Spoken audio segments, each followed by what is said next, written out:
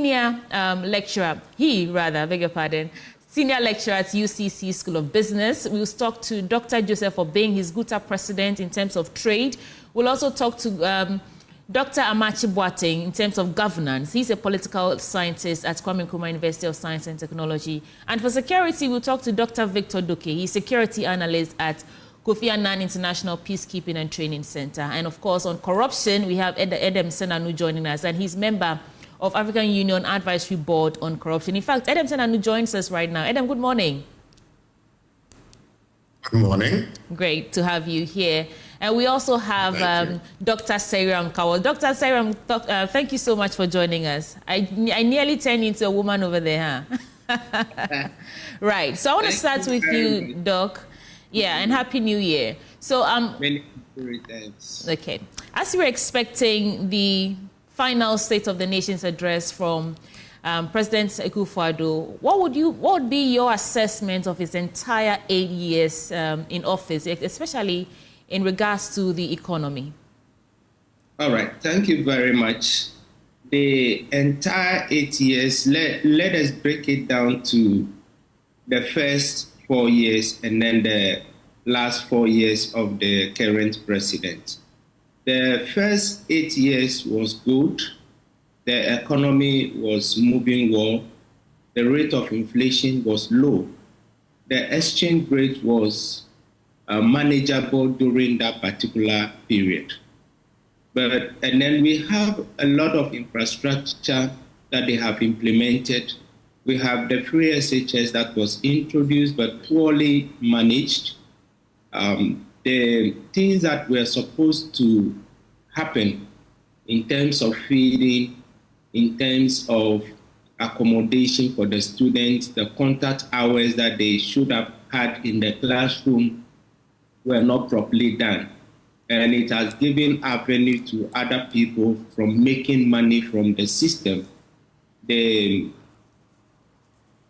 headmasters and mistresses in the various schools have no say in terms of how they run their schools. They became a rubber stamp on what is happening, so they just follow instructions. The Parents Teachers Association was eliminated from the entire system and was replaced with the Parents Associations, where the teachers were not part of that particular system. Textbooks for the students were not also available. We had a wonderful program in terms of One Village, One Dam, planting for food and jobs, the NAPCO program. All these programs were laudable, they were good, but the implementation was not properly done. It became an avenue to employ party loyalists into the system, most of who went to the various places where they were placed and they were not having any jobs to do.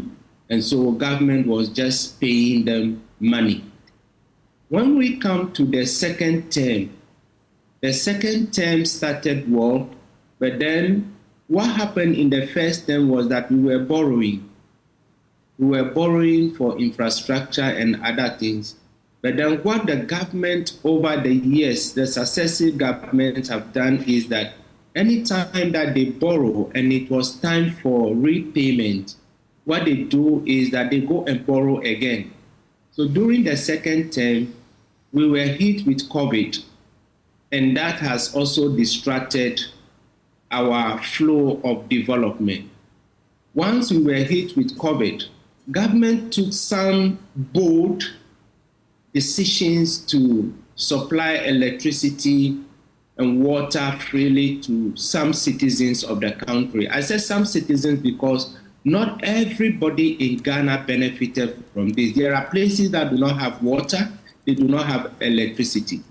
It was a bold decision, but to me, it was not a good decision to make at that point in time because people were just waiting to manage things for themselves so that those monies that government would have used for these items would have gone into other areas of our national development.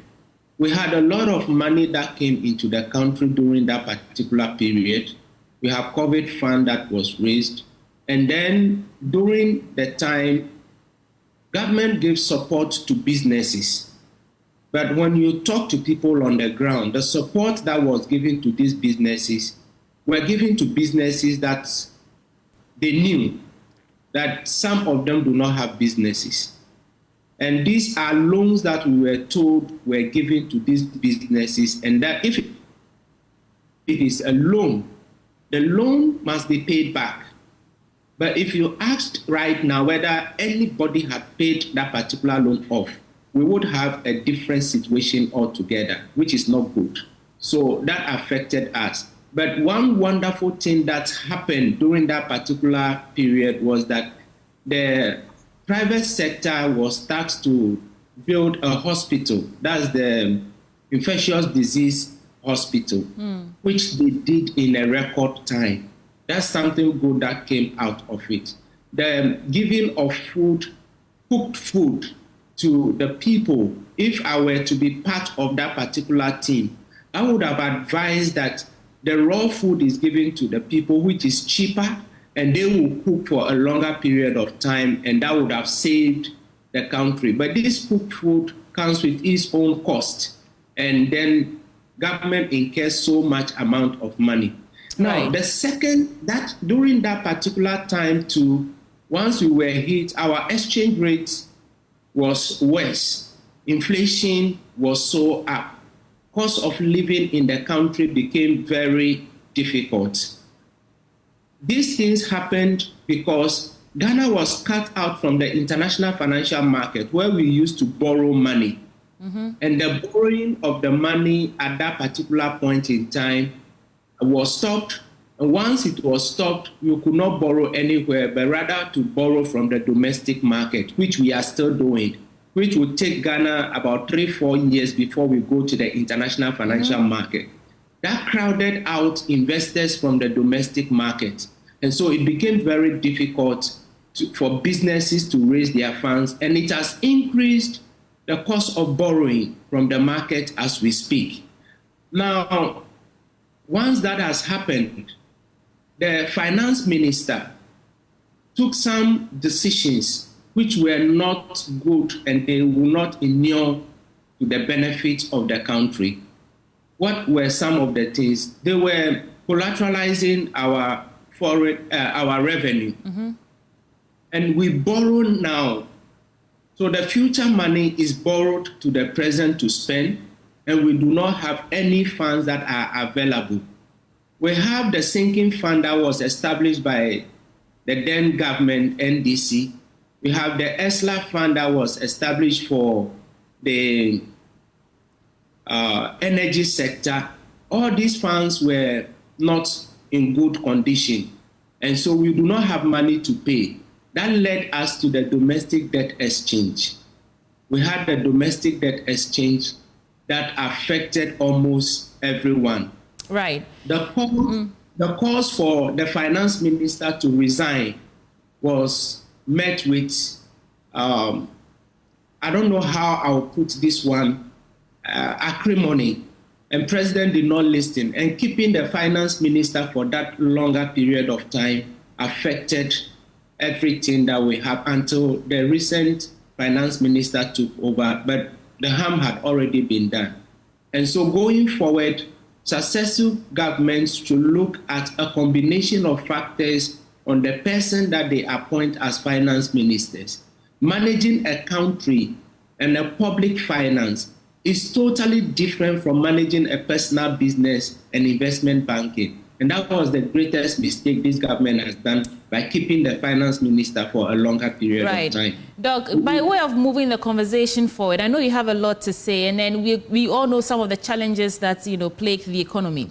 But, in 2019, Ghana was known as the fastest growing economy in the world. And this is according to the World Economic Forum. I'm reading that right now. The International Monetary Fund estimated that our GDP would be rising by 8.8%. And then we had COVID-19. The government says Russia and Ukraine war. And then we saw that tailspin for the economy. Now, would you say that in terms of how they managed the economy, the government has done enough to ensure a resilient recovery, I guess is the question I'm asking, because in terms of fiscal policy, debt management, like you're talking about, inflation control and all that, and if indeed Russia-Ukraine war and COVID-19 were the reasons why we saw that downturn, would you say that they did enough to ensure that the economy recovers resiliently? I can't take that from the government. It's not very easy managing the country. They have done their part, they played a role, but in order to manage, to say that they have managed it efficiently and to make the economy resilient in terms of debt management and all the others, it wasn't properly done. The debts were taken and they were misapplied. We did not have value for money. We rather, during the time, introduced extra taxes that have overburdened the already existing taxpayers in the country. And that is something that we need to look at. COVID had brought us a lot of money. We had the COVID fund that was established, the COVID levy. We have introduced the e-levy, and we threw away the water that was already in the pot. That was the road tolls, and it was thrown away because it was given a peanut. Policy implementation became a problem. If you have good policies and you want the economy to be resilient, to meet the shocks that will come, you need to carry the citizens along. If the citizens do not buy into the policies and they do not accept it, that policy is bound to fail. And so during that particular period, that was what we saw. COVID did not only hit Ghana, it hit the entire world. And countries that have benefited from that, they have infrastructure to show that this is what they've had from that particular one. It was during the COVID that we had the Agenda 111. How many of the Agenda 111 hospitals were built during that particular period? Countries have something to show. Countries were able to provide water to places that do not have water. But we rather removed the payment of water from those who already have. And we ignored those who were not having that particular one. Schools were built for countries that also were hit with COVID. They used the COVID funds to do that. But what do we see? Schools were rather struggling. Our children will have to go to school on shift system. And so some will go for 2 weeks or 1 month and they come back, others will have to go. So building that resilience was not, there was an effort to make it work, but it wasn't built so much that we have to come in. If the International Monetary Fund did not come in to give us support, Ghana would have been a collapsed country. But thanks to God, the calls for us to go to the IMF actually worked for us. And then there was external monitoring of the things that we were doing. Just briefly, do you think that it could have been avoided going to the IMF? Do you think it could have been avoided? It could have been avoided when the calls were made. We made calls that the country was finding it difficult, and so we could have gone to the IMF a year or two earlier. And if we had gone to the IMF a year or two earlier, it gives us that policy credibility in the international market, and then we would have even avoided the debt restructuring, which affected a lot of people and all the rest. The banking sector cleanup also affected people. As we speak, on the records, they said they have paid everybody. But people who are listening to us today, including myself, will say that the payment of monies with the investment banks and all the rest have still not been paid. Government still owes people. And so it was a wrong effort on our part to go to the IMF late. But it is never late, and it is better late than never. And you also talked about infrastructure and investment. Sorry for that interjection. I just want to move us forward quickly. Now, the government's flagship initiatives, like you just mentioned, what's it called? Agenda 111 hospital and then 1D, 1F. Those are some of the promises that Ghanaians thought were good enough and they voted the outgoing administration into office, and the industrial parks and all that. Do you think they contributed meaningfully to diversification and job creation? They might have done something, but not the scale at which we were made to believe that those things will come in. The one district, one dam. We had the issue of the Palugo multi-purpose dam. That payments were made, but no work was done on that particular one. The villages that the dams were constructed, it was a dugout, not really a dam, where the people actually needed drinking water, and you want them to go and use the water for farming. They want to live first before they go into that. So that was not properly done at all. The one district, one factory was an excellent program that would have created the job, lead to diversification, and bring about the infant industry that we needed in the country. And that would have also led to the protection of the local industrial sector. But what do we see? The one district, one factory was rather made a private sector initiative that we were told, but government was the one leading it.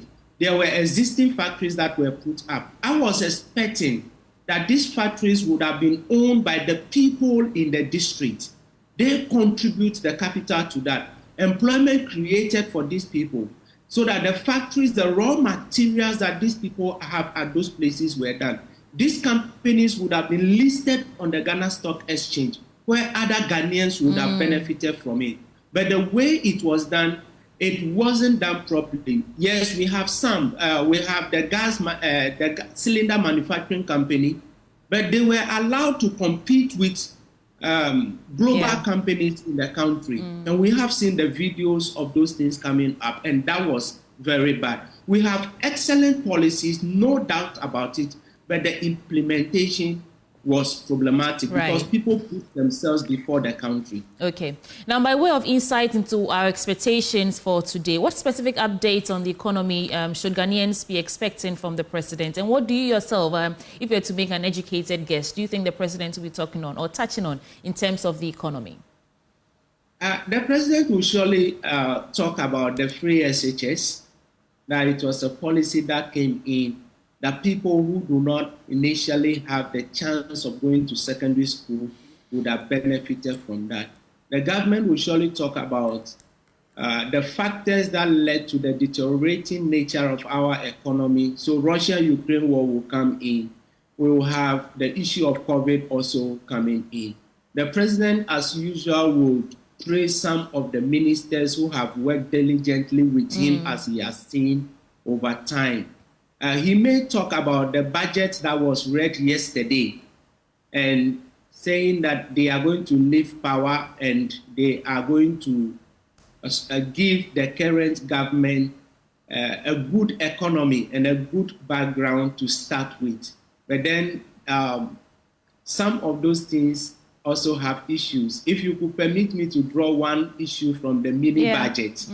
The mini budget that was read yesterday. Right. In terms of the revenue that we are generating, we put there that we are going to generate revenue from Social Security. How on earth will government generate revenue from Social Security? These are some of the things that affect us as a country. Government pays the Social Security to SNIT. SNIT funds are not meant for government. So when government workers are paying SNIT, it is that they are contributing.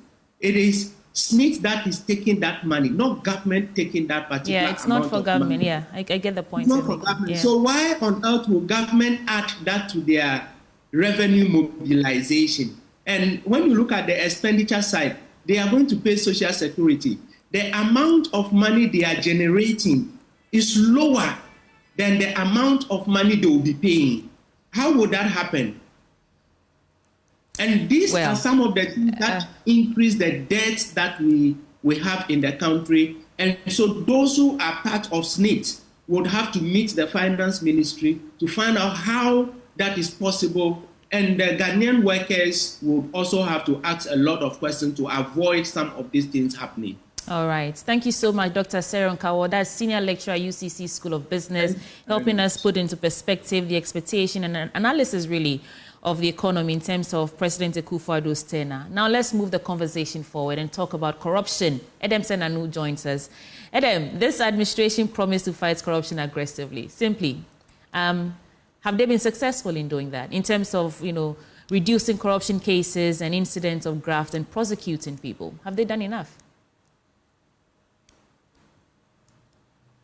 Edem, if you can hear me, please unmute.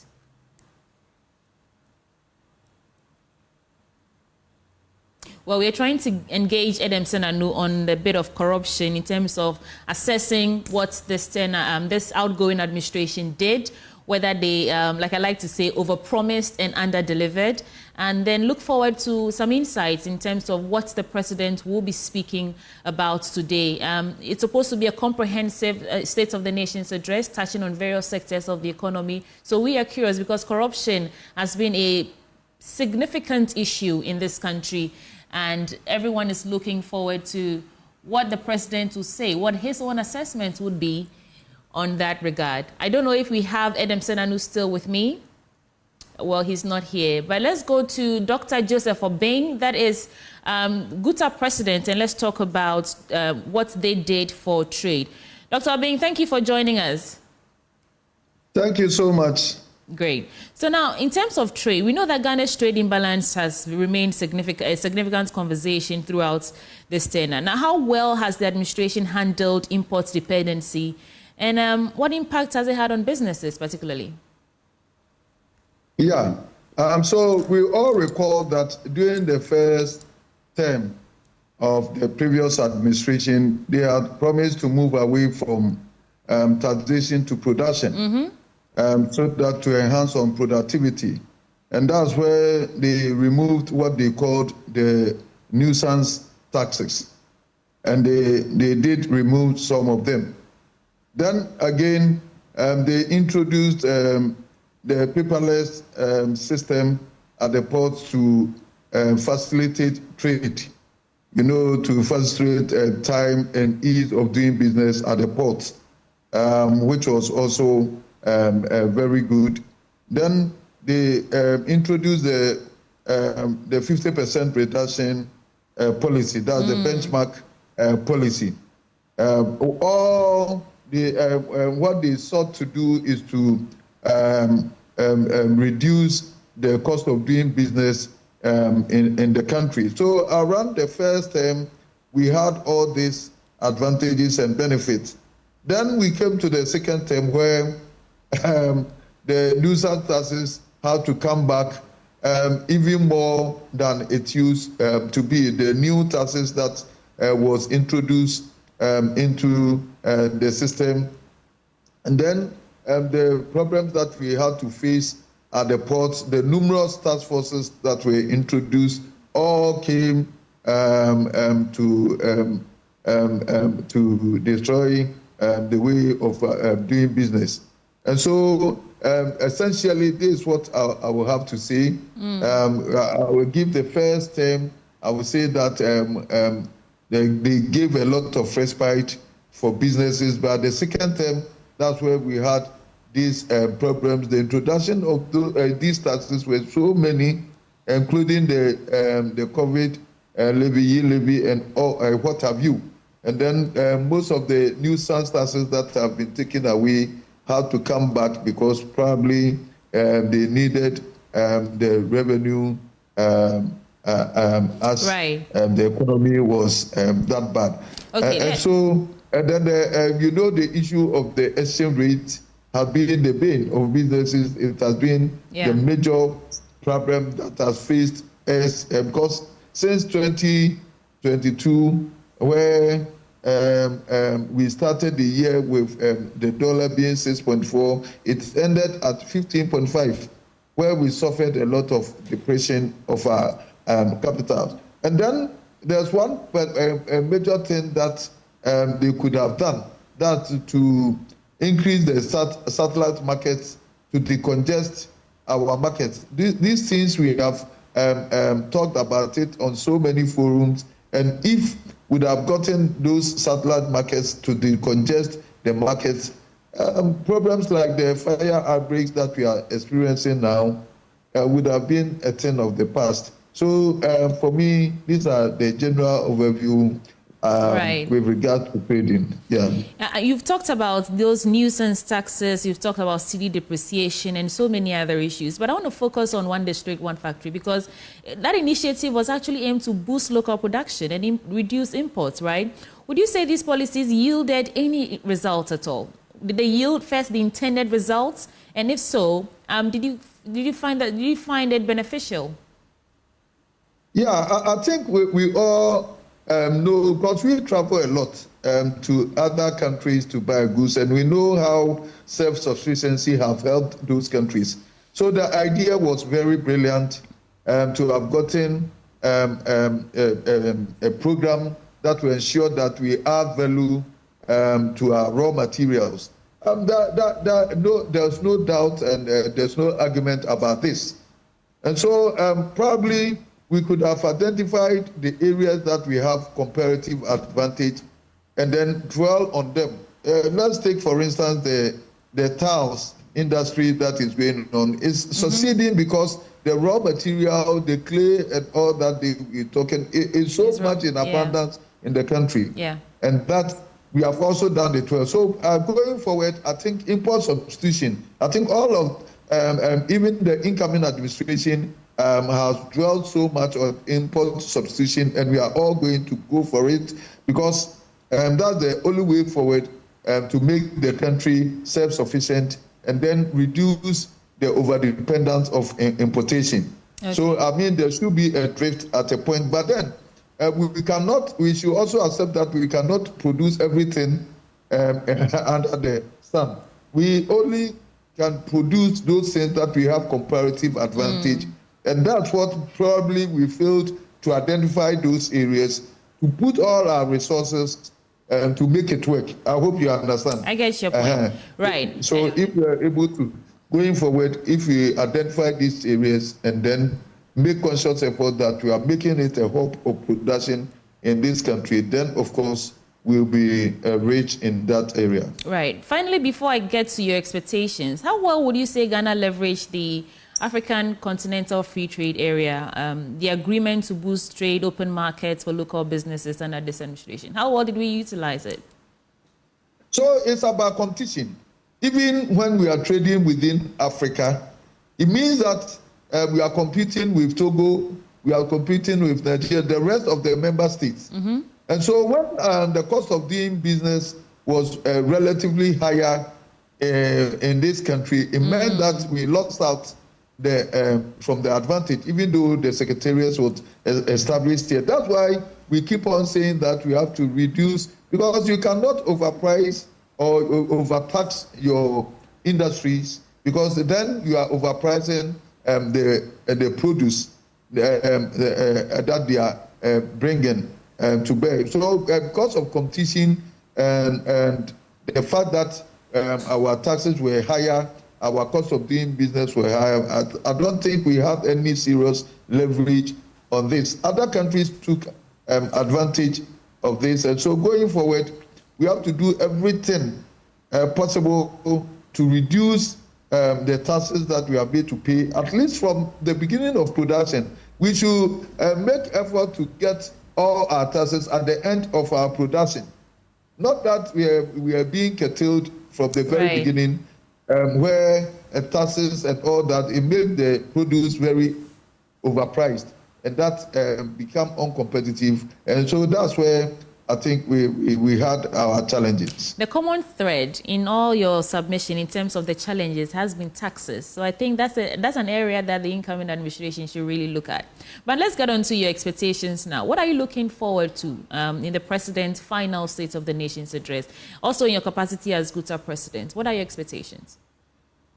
I think he's going to emphasize on the positives and then bring out the challenges that he faced. Essentially, this is all that is going to say, because otherwise, their term of office has ended. So they will bring out and highlight on the areas that they think they did well, and then also where they had their challenges, they are going to also tell. And then at the tail end, of his administration, what the new finance minister has also done. I think, in all fairness, the new finance minister, if he had gotten the opportunity to manage the economy for a longer time, we would have seen a lot of differences. I think these are the areas that they are going to emphasize. Dr. Obeng, thank you so much. Dr. Obeng is president for GUTA and is helping us gauge our expectations and do an analysis of President Akufo-Addo's tenure in terms of trade. Edem Senanu, can you hear me now? Okay, we're trying to get great. Yes, we lost you there earlier. Thank you for your patience. So Edem Senanu is a member of the African Union Advisory Board on corruption, and he joins us to talk about corruption. Edem, I was telling you earlier, I don't know if you heard me, that this administration actually promised to fight corruption aggressively. How successful have they been? At the end of the term, how successful has this administration been in fighting corruption? At the end of the term, they've not been as successful as the euphoria with which we started. And it is not to say that they did not make attempts. I think that the first term of the president, especially the first 2 years, a lot of effort was put in. And prior to 2016, many of us have talked about how the Attorney General is an unlikely candidate to take on board, as it were, taking members of government who are appointed to court when they are found to have engaged in acts against the state. And so this idea of the Office of the Special Prosecutor, which even seemed difficult because the constitutional arrangements wouldn't make it easy. Yet they came into government, they passed the law Act 959, they set up the office, made 2 very brilliant appointments. So you can see that in the first 4 years, a lot of effort went in, even in terms of the passage of the RTI. I was there when he mentioned to the Attorney General at the time that, you know what, let's fix a deadline by the end of the year, even though it's more than 200 pages. Let cabinet sit extra meetings just to get through it. And they did pass it after 19 years or so. So initially, you could see that there was that political will to go the full distance on the issues of corruption. But somehow, towards the end of the first term and into the second term, all of that appears to have pettered away. What do you think happened there, Edem? I suspect that cycle is a cycle that repeats itself with every government. When the first 4 years, the various issues that they have highlighted in their manifestos, they are seen to go in about it. But towards the end and into the second term, they begin to think about, oh, we have to make money. We need to make sure we get back to government. This is not just about the policies. This is also about ourselves. And I think those are the red flags we need to watch out for, that any president appointed is likely to start out well. Start year 2, the political party and its leadership are likely to start bringing pressure on the president and distracting him and all those who are good intention from implementing the specific promises that they have made that would inure to the benefit of the collective. Allegations of mismanagement of COVID-19 funds and other public resources surfaced over the past 8 years. What lessons can we draw from them in terms of even how the government managed those? Because it shaped the narrative around this government's fight against corruption. How well did they manage that bit, and what lessons are there that we can learn for the incoming administration? I think that there are major lessons. It's important to realize that most of our corruption-related issues have been procurement-based, procurement-related. And initially, they had set up a special office to look at procurement issues, but I'm not quite sure whether that was manned by the caliber of people who could look at the documentation and draw the right conclusions. The lessons learned there, anytime we have these big-ticket expenditure issues, we need to be much more critical about the factors that lead to these procurements and then the processes that we follow as it were to execute. And clearly, COVID was one of those areas where everybody could see that with how things were going, the likelihood that there were going to be huge cases of procurement fraud going on. And it's not surprising that then the Auditor General and other people took a close look at it. The incoming government should therefore know that anytime we have big ticket procurement issues, the likelihood that there is going to be some people going on happening is very high. Therefore, ideally, you should be selecting individuals with the right kind of expertise, with the right kind of posture, who would make it difficult for the wrong things to be done, to be part of the process, or to supervise and monitor what goes on. We need to be very intentional if we are not going to have a repeated cycle of these things happening when we have either, we don't want another pandemic, but any other such issues coming up, especially as it comes to procurement. Indeed, even in terms of appointing who should be at the Public Procurement Authority, what actions should be taken across the value chain. We need to be looking for individuals who have a track record of being no nonsense, making sure that they will protect the public purse on behalf of the citizens. I think those are some of the things that we should be looking at critically. I'm curious to know what you think. Do you think the president should address unresolved corruption allegations in his speech? And would you be surprised if he did?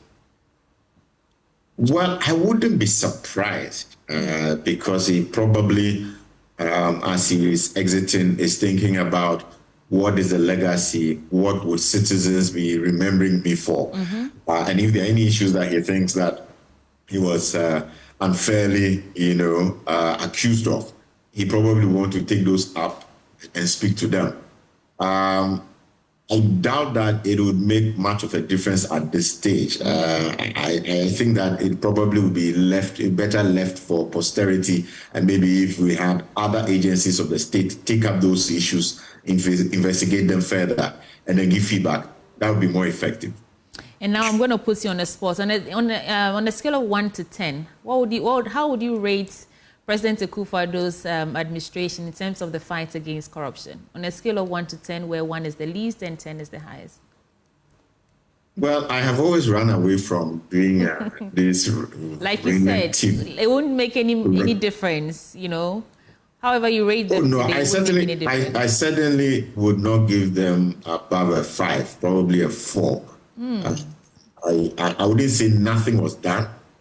I think the OSP was substantive. There are a lot of milestones achieved there as a nation, including his appointments, including now we had government appointees being taken on board.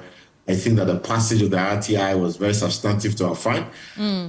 I'll give them a 4 over 10 overall, below average. I think we could have done much, much, much better in terms of the fight against corruption. Are there any other things you're expecting to see or hear in the president's speech today, finally, before you go? I think that the president ought to be passing on to the president-elect some of the key lessons. I think that it would lift up his statesmanship if you're able to say, in this space, when I over-trusted people or when I did not rotate my government, areas that would be substantive pointers to what we could do better as a nation. I think that would raise the level of credibility of his tenure and what he wanted to achieve. I think it's an opportunity he should not miss. Take a good look at himself, introspection, and say, look, these are things you could do better as I pass the baton on to you. That clearly would make a lot of difference in terms of how we assess him as he exits his tenure as the president of this nation. In a related matter, please, before you go, do you think oral would help? How confident are you in oral?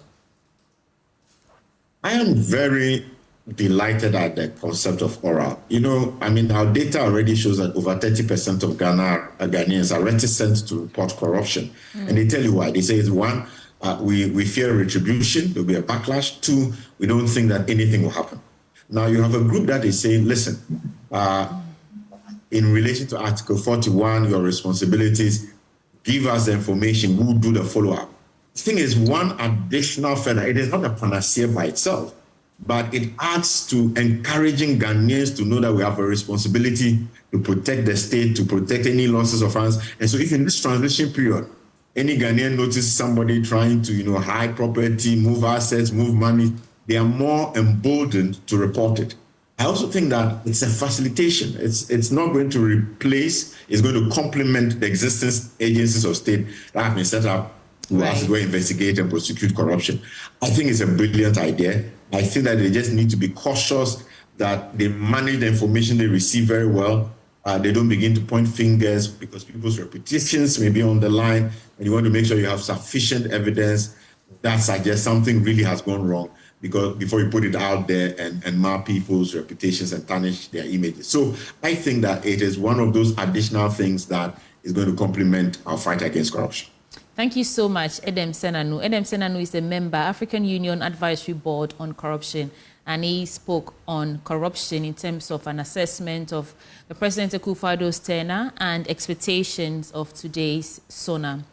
Let's move now from corruption to security. And joining me via Zoom is Dr. Victor Doke. He's security analyst at Kofi Annan International Peacekeeping and Training Center. Doc, thank you so much for joining us. Good morning.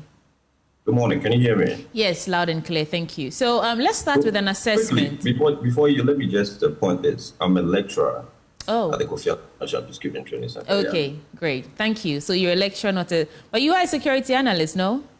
Exactly. So the lecture comes first. Okay. Thank you for that. Now, how would you assess Ghana's efforts in terms of how effectively this government has been in ensuring internal security and public safety for the 8 years of Akufo-Addo's tenure?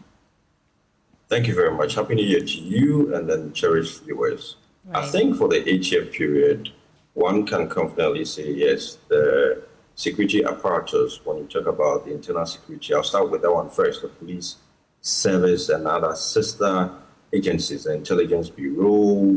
You can talk about immigrations and then the customs division also. By and large, these institutions have somewhat enabled a smooth atmosphere when it comes to peace and security. Now, when you take police, for example, yes, there were challenges with regards to how their relationship with their civilians turned out to be, how they handled protesters, the arrests that were made, detaining people beyond the 48 hours, the backlash from civil society that they got, the internal bickering itself currently with regards to the police service. These are some of the challenges, but by and large, we can say we enjoyed some peace. We saw an enhanced police service and civil relationship led by the IGP, engaging more with civilians, state institutions, and then civil society, i.e. churches, and relevant stakeholders. Now, when you talk about how they dealt with demonstrators, yes, they need to work on that with regards to how they de-escalate situations more than the forceful approach that they use, which came with a lot of backlash. So I think going forward, when you talk about how the next government is going to do, they need to address the ills, especially the internal bickerings, because you can have, internal bickerings, especially with regards to the police service, and then expect that your core mandate would shine out very effectively. It doesn't happen like that. So they deal with the internal bickerings or whatever has to do with hierarchy, whatever has to do with subordination, and then I'll come specific to that. They need to deal with that one first of all. Now, let's look at how the intelligence bureaus can also enhance their, intelligence apparatus. We need more intelligence, as it has shown for the past 8 years that most of the issues that we've had when it comes to even talk about the chieftaincy conflict far away in Boko, the excesses that happened, the issues that happened that shouldn't have happened, all because there were lapses with regards to intelligence gathering. I think these are areas that we need to build up on. So in mentioning these areas, and I think I've also enumerated the areas that for the past 8 years didn't go too well this administration. Now we talk about military, the civil military relationship. We've had incidences, i.e. Ashama. To date, there hasn't been any concrete, things that have been done. These are challenges. These are areas that we need to work on. That incoming government needs to work on. Whether they appoint as the CDS, the COAS, and the chief of air staff, chief of naval staff, they need to come together and then see how to build what the civil-military relationship, which is very essential for democracy in our today's dispensation. So these are the areas, few key areas, I think, for the past 8 years that the current administration, sort of had major challenges with. Right. The government also invested in equipping, in terms of modernization and infrastructure investments, and they will tell you that they invested in equipping the military with advanced hardware, vehicles, aircrafts, and all that. Police stations were refurbished, new ones were constructed. So in terms of military and police readiness, would you say that these efforts were sufficient enough to modernize and prepare forces for emerging threats? In some way, yes. Now, by and large, when you talk about readiness of security services, it's not only the equipment and the refurbishment of their, whatever, the housing, edifices, and all of that. Those are just, sidelines. But by and large, when operational duties, you need equipment. You have to invest heavily on the intelligence aspect also. And that is our major challenge. Aside investing in the intelligence, you need to build capacity of our forces, which they need. How well have they come to grasp with the current dynamics of chieftaincy conflict, with fighting criminals, with gathering intelligence, and even building the capacity? How well have they come to grasp with knowing how to handle issues with regards to chieftaincy conflicts, demonstrations, and all of that. These are areas that, for me, in my personal opinion, there was not enough investment with regards to those particular areas. Yes, we have our forces going out for peacekeeping and all of that elsewhere, but that is just one aspect of it. Internally, what are we doing as a country by and large? We need to invest heavily in that area. Operational duties are there, yes. You buy equipment, they need vehicles and all of that. It is very good, but that alone doesn't add up to the whole spectrum of when you talk about security and intelligence, and then how you can say, yes, your forces are ready. But they didn't meet any need at all, Doc. Come again? They didn't meet some needs. These refurbishments, these infrastructure, equipment and all that, they did meet some need. Although it's not everything that you need to do in terms of readiness and preparedness, they did meet some needs. Yes. What met the needs? I'll talk about the equipment, because you need equipment to work with. Now, for example, if you don't have equipment, you can't talk to me here right now. Yeah. They need equipment, the ammunitions, the vehicles, the gadgets, and all of that. Those are part of the equipment. And let's not forget the import of the new system with the body cameras and all of that. Those are areas that we need to invest more. Yes, what the government did met needs. Now, when you see the personnel around, engaging in visibility and all of that, you can see that, yes, it's been revamped. It's not like before. So year in and year out, there's been new additions.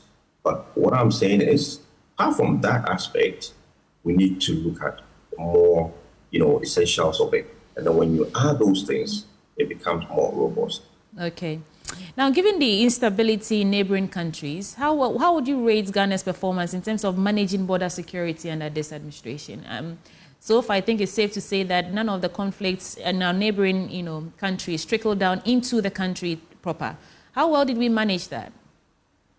Well, it's one, I think it depends on the resilience of the Ghanaian people, right? How resilient we have been.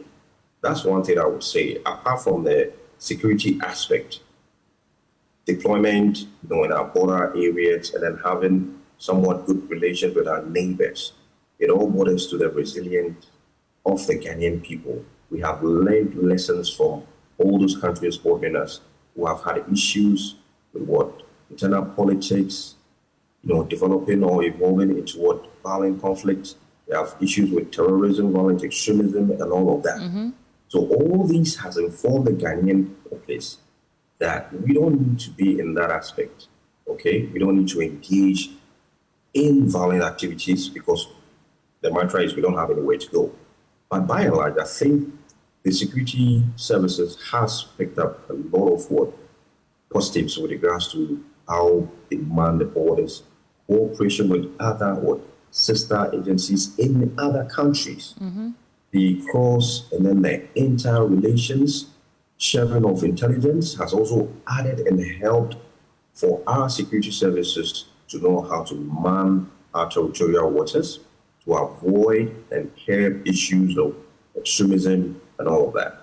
Now, yes, countries may have their own internal problems, but by and large, our diplomatic efforts and engagements, preventive diplomacy, has ensured that we have not engaged in any kind of illegalities or ills that would have permitted other countries to point fingers at us, because that wouldn't be good for our international reputation either.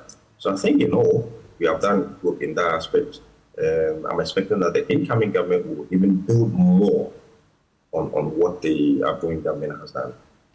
Doc, we can't discuss security without talking about cybersecurity in this day and age. I mean, it is a fourth industrial revolution after all.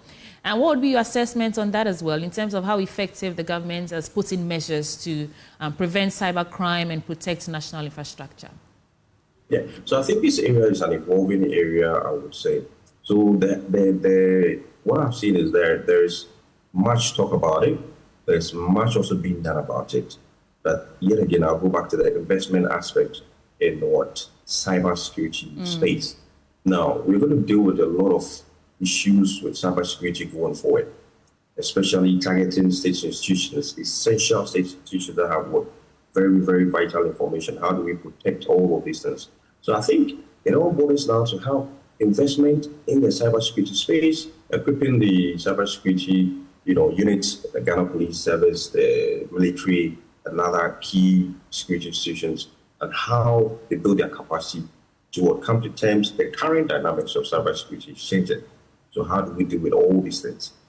The investment that has been done for the past years is very good. We've had a lot of private partnerships. We have a lot of civil society also coming in, joining hands with the government in the fight against the threats on our cyberspace. So I think going forward, we need to engage more with the private sector, the civil society in those spaces. And I think we'll learn new things. Aside that, we need to also try as much as possible, collaborate and coordinate with other units elsewhere in the West African sub-region. I think when we do that, by and large, the information flow with regards to threats and all that will be enhanced. And then we'll be on top of our game. We'll be more proactive than reactive if we put all these things in place. Right. And finally, in terms of insight into what should be or the president will be saying in a few hours, what key updates on national security are you looking for? Are you looking forward to? Number one, what has been on my heart so far, so long, the Boko conflict. I'm expecting him to give, very essential updates to what has been done and what he expects the incoming government, or a personal plea from him to the next president to look at regards to the Boko conflict, because this conflict has to be brought to finality, honestly speaking. Yeah. Number two, I'm expecting him to touch a little bit on, yes, the successes with regards to the election before, during. We've had pockets of violence post-elections, which was not too good, but then I'm expecting him to commend entirely the security forces on their roles with regards to ensuring that we had a very peaceful election by and large. And then I'm expecting him to touch on the fact that we haven't had any sort of attacks by extremists, because we've been able to be a little bit proactive and then engage more with our neighboring countries and sharing intelligence and all of that. And then internally, by and large, I'm expecting him to sort of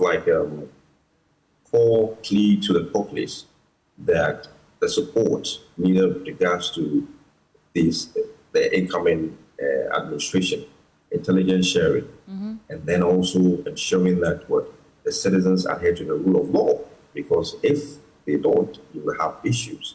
So these are the key areas that I expect the president to touch on or mention. Thank you so much, Dr. Victor Doke. He's a lecturer at Kofi Annan International Peacekeeping and Training Center and a security analyst. And we are doing an assessment and analysis of the president's Akufo-Addo's tenure and ahead of his final State of the Nations address today. I think the last on my list this morning is for governance, and we'll be speaking to Dr. Amakye-Boateng shortly. And we also take you to Parliament in a bit because there's a lot happening. You know that the President will be delivering his speech there, and then Parliament will be wrapping up, so to speak, on the 9th Parliament. The 8th and the 9th Parliament, they're all going to be there today. I don't know if I have Dr. Amakye-Boateng with me yet. Do I have Dr. Amakye-Boateng?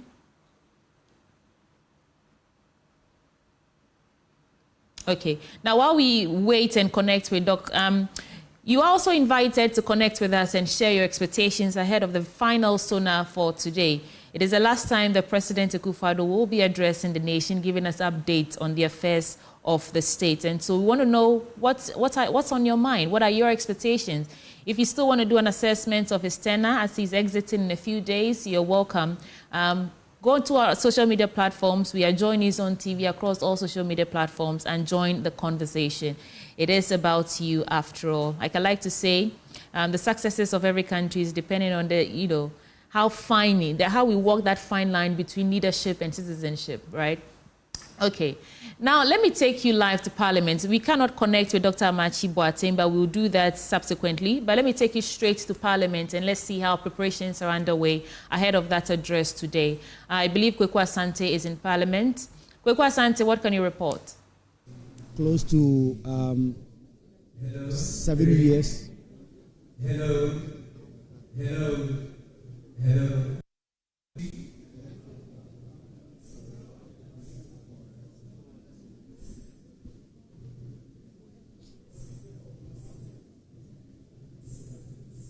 Live in Parliament, we know that preparations are underway. What's happening as we speak? The President of the Republic, Nana Addo Dankwa Akufo-Addo, is expected to come here and deliver his last message on the state of the nation. He is supposed to account for his stewardship over the last 8 years. President Akufo-Addo was elected president on the 7th of December 2016. He was sworn in on the 7th of January 2017. And so he's been in office close to 8 years now. In fact, next week will be his 8th year as president, next Tuesday. And that will be the same day that John Dramani Mahama, the incoming president, will be sworn in to take over the reins of government as the President of the Republic. And so the President is expected to come in here today, account for his stewardship, show what he has done in the last 8 years that the Ghanaian people gave him the mandate to rule. And so what we expect today is that the President will largely touch on his legacy, the key things he has done, what he has focused on as his priority, for which reason he believes he has delivered on the mandate that the Ghanaian people gave to him 8 years ago. And we expect, obviously, the political banter of a sort between the NDC and the NPP, who are really dead set in terms of the politics, with the NDC side claiming that the president has not delivered on the mandate, he has not lived up to expectation. They say that all the president has done is to impose more and more taxes, and that his administration has not chalked so much success. But on the NPP side, you hear a lot about the free SHS, you hear a lot about all the other things they believe that the president has done, for which reason they think he has delivered on his mandate. Free SHS is going to be a big deal today in the president's address when he takes his seat. And you can see on the days a number of the chairs having been arranged already, that of the vice president, the speaker of parliament, the president himself, and then the chief justice, who will also take that black seat over there. Members of parliament, I've seen a number of them around already, a number of them in their offices. I understand this morning there will be caucus meetings, Senate meetings to try and flesh out the caucus positions before they come to parliament and take their chairs for the president to do so. Ordinarily, the expectation is that this address will commence at 10 o'clock a.m.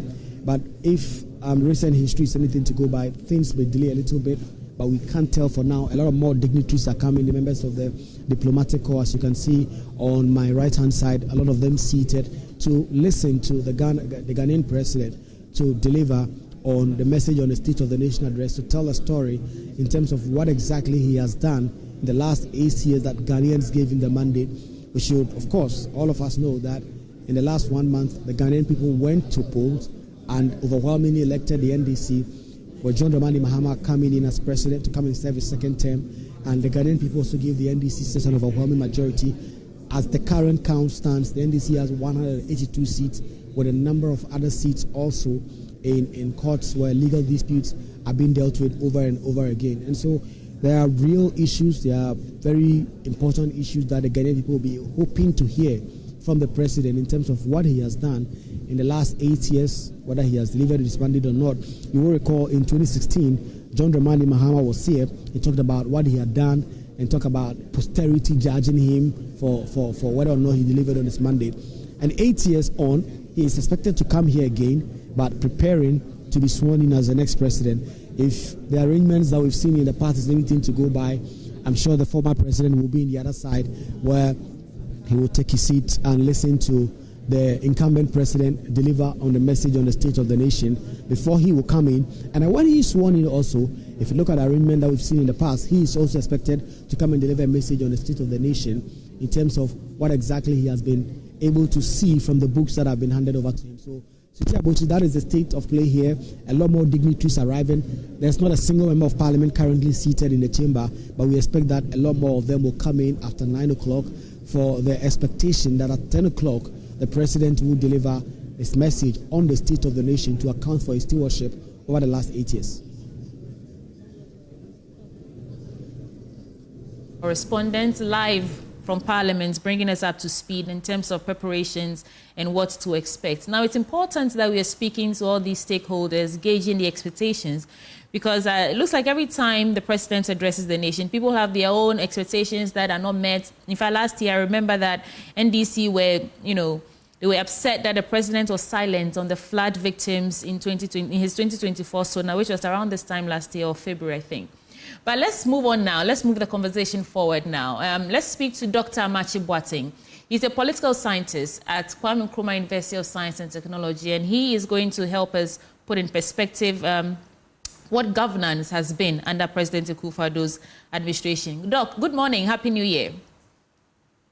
Good morning and many happy returns. Great. So we are talking about the performance of President Akufo-Addo and his administration in terms of governance. How would you rate their performance in terms of their commitment to strengthening our democratic institutions and upholding good governance principles over the past 8 years?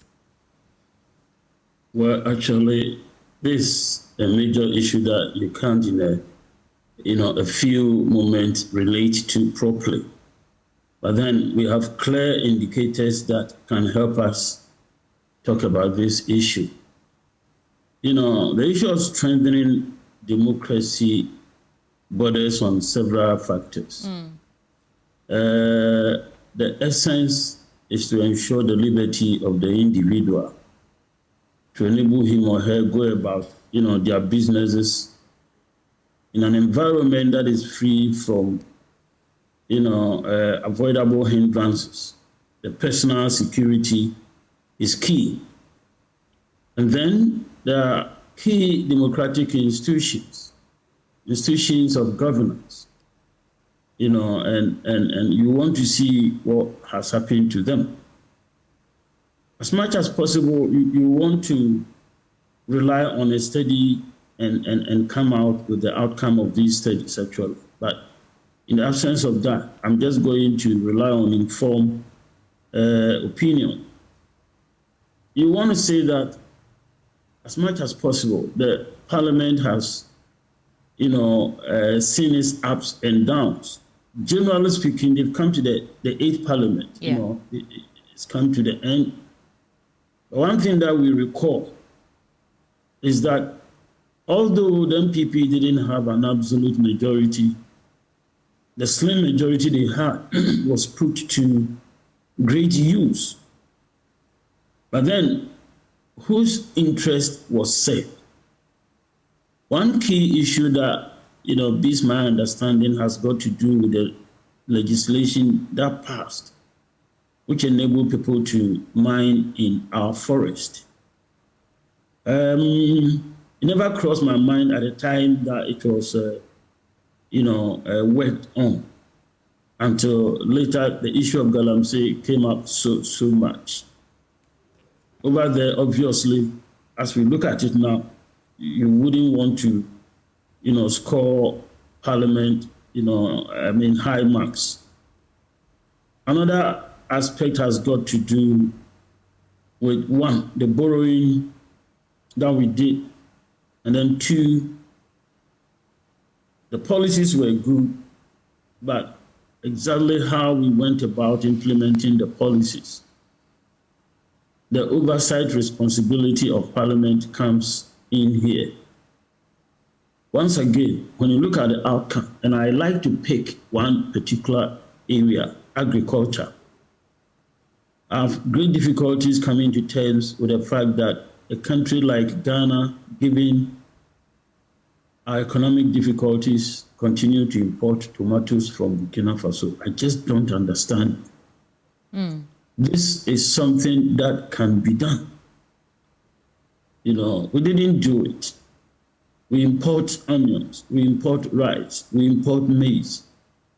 This morning, you know, reviewing some of these issues, I told myself that Ghana is a lazy state.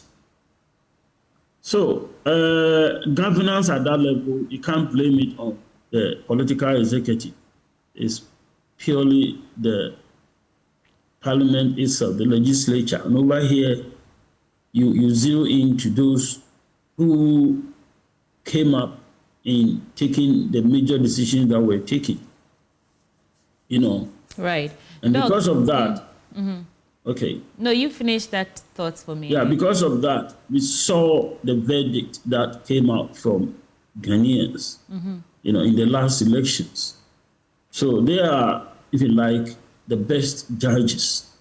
It involved all of us Ghanaians. And the overwhelming sort of support given the NDC, the party that was in opposition, the mandate given them is an indicative, to the best of my understanding, of people's, if you like, disappointment about the work of the majority in the 8th Parliament, the New Patriotic Party's members of Parliament. Right. Doc, I still want to stay on democratic accountability. You yourself have said, and many critics will agree with you or argue, that several flagship programs lacked effective implementation and monitoring. Now, what government lapses do you think contributed to these challenges? Was it a lack of political will across all the sectors and, in fact, every challenge that we saw? What's your explanation there? If you look at this, you want to pay particular attention to the Constitution and who is empowered by the Constitution to do what. Then we can zero in and, pat people on the back or apportion blame. The Constitution of the Fourth Republic of Ghana really empowers the political executive, he who sits or she who sits at the office of the president.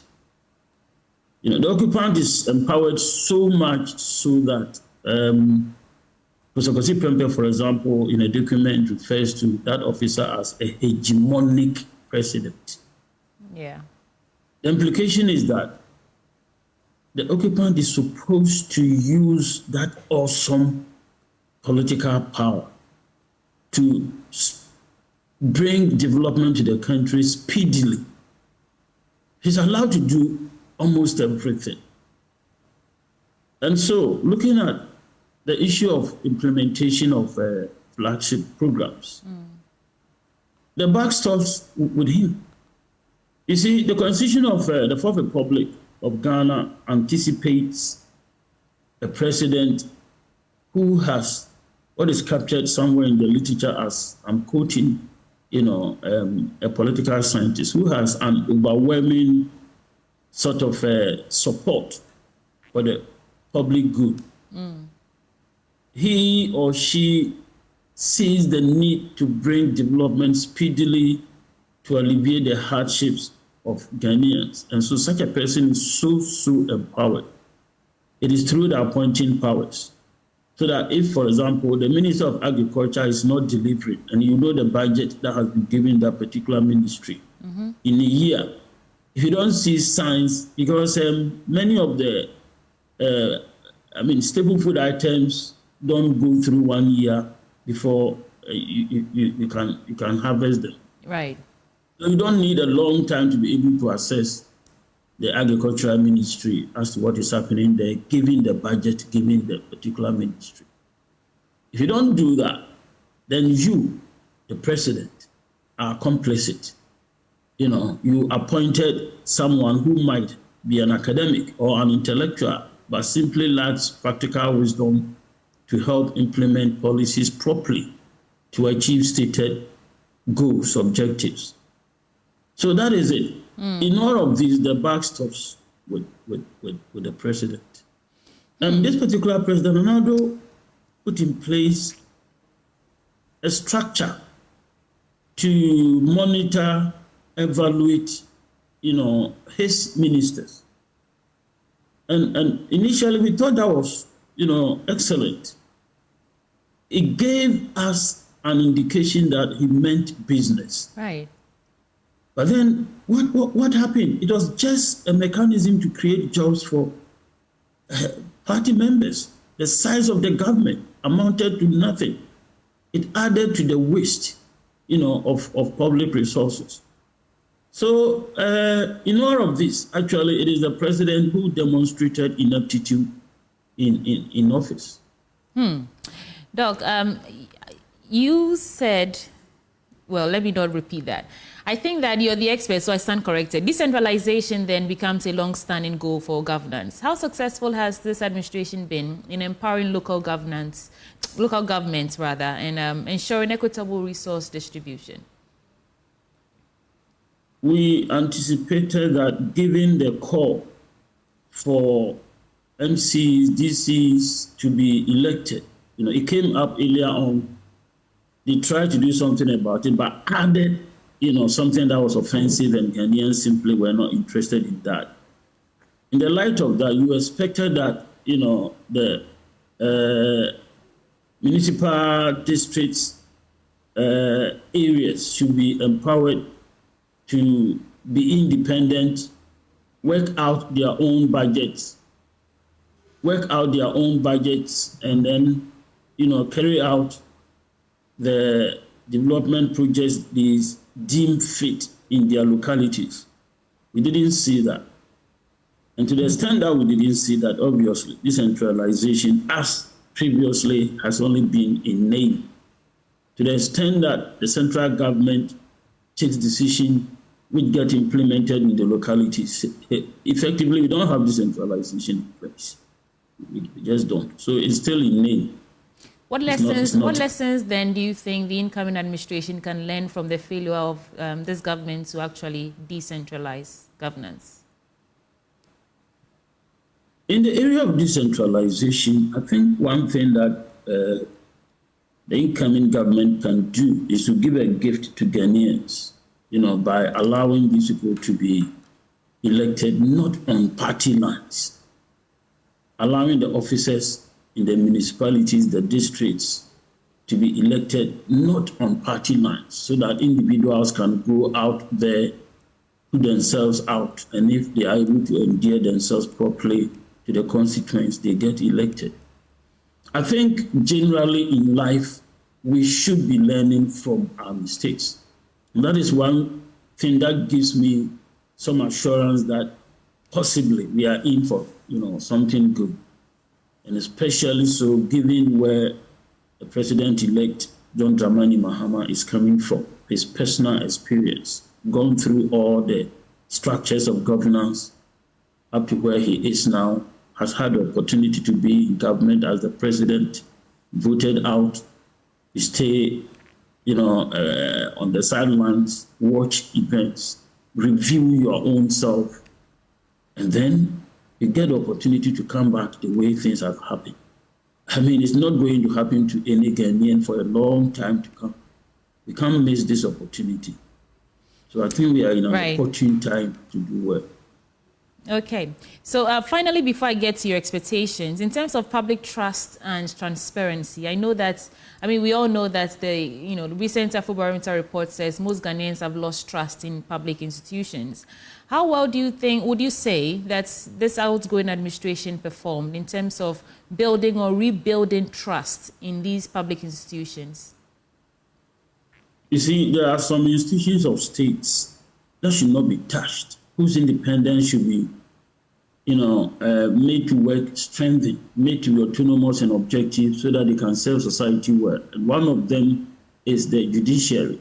The judiciary really provides such unique services to society, such that they really underpin everything. And if they function well, they ensure the stability of several institutions, because it's the last place where justice is dispensed. So you don't touch it.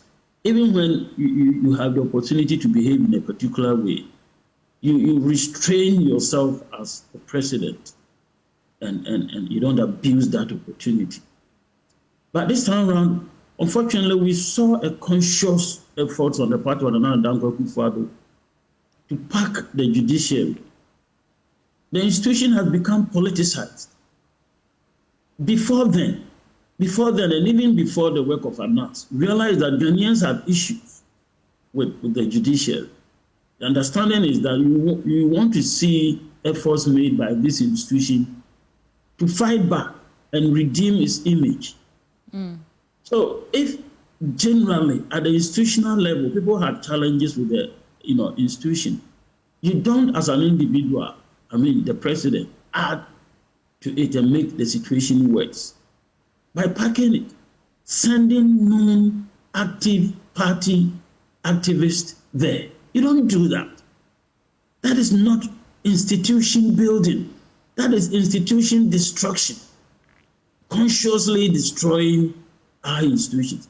At times, you really can't understand what the things, the developments Ghanaians have had to go through.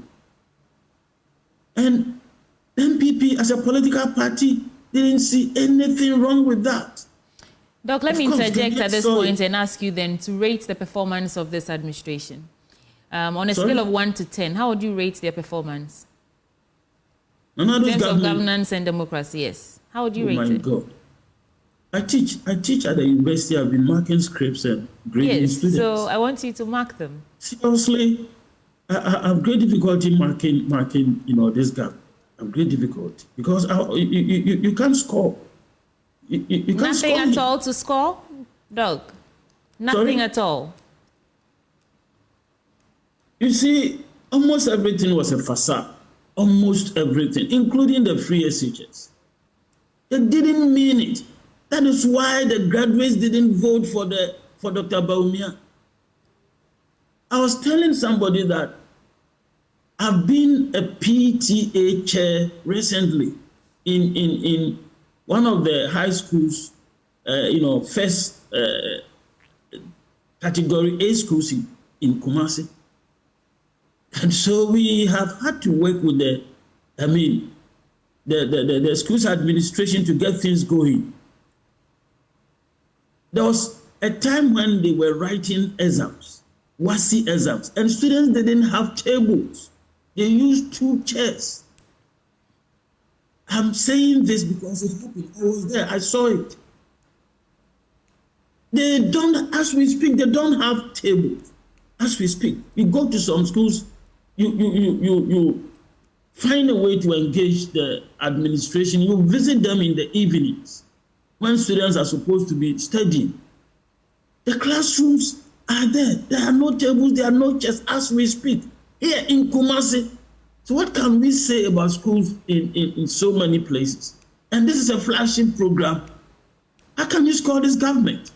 Doc, you're a lecturer. It should be difficult for those of us who don't teach. But you have some metrics you can use. Beyond zero. Yes. Wow. Because with governance, we deal with the life of Ghanaians. Why did we allow Galamsey to attain the level that it attained? Why? How can we do that to ourselves? Our forefathers so many years ago had reasons to preserve the forest. And today, those of us refer to ourselves as, living in an enlightened period. And this is what we are doing. All right. Doctor, and you want us to score this government.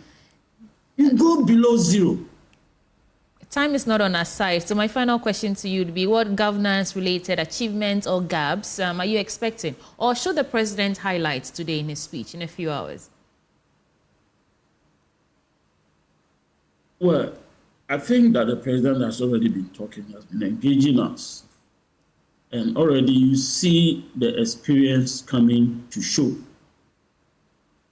You know, he's not creating the impression that he has all the answers to Ghana's challenges.